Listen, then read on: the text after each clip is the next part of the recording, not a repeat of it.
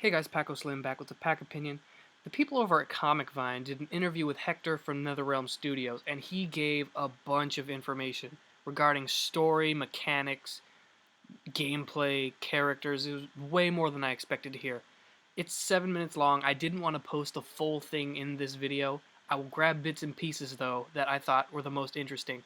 So I'm done talking. I'm going to let the footage do the talking.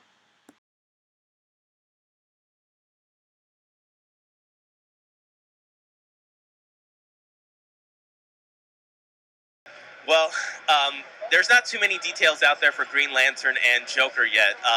We're still kind of in the early developmental stages of getting them in the game, but we wanted to release the box art so that people would know what they were getting. What I can tell you is that Joker plays a pretty prominent role in the story. He's like, one of the main characters in the story, and knowing how chaotic Joker is, you can imagine that the story is going to kind of follow that same trail. There's a lot of unexpected things kind of happening that's going on in there.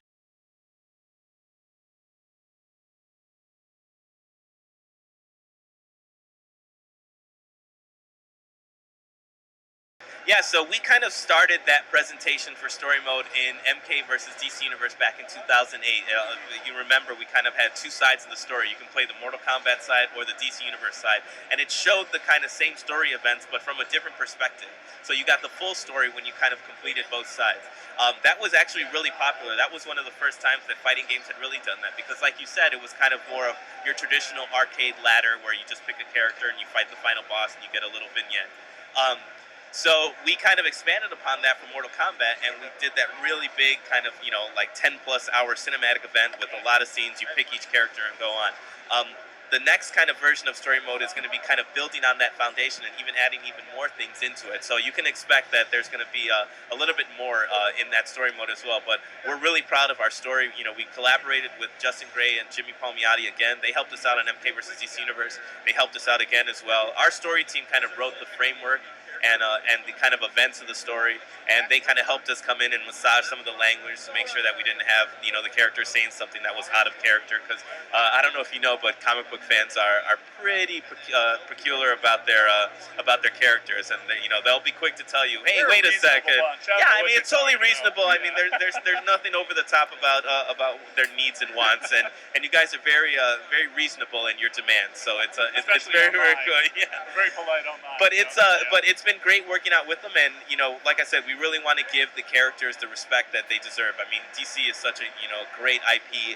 There's a lot of iconic characters as well, so we're really privileged and honored to be able to kind of give our interpretation and create an alternate universe for the characters.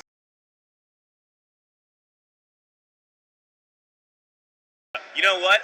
We're not really ready to talk about kind of the specifics of them, but if you are a fan of NetherRealm games and you're a fan of Mortal Kombat, you know that we never kind of just release one costume for each one of the characters. So right now we're focusing on the kind of primary outfits for each one of the characters. They're very kind of iconic. They're very reminiscent of what people know. But our concept artists have a really vivid imagination. So I think people are going to be super interested in what comes out in the future and see their characters kind of portrayed in a different kind of light, but still recognizable.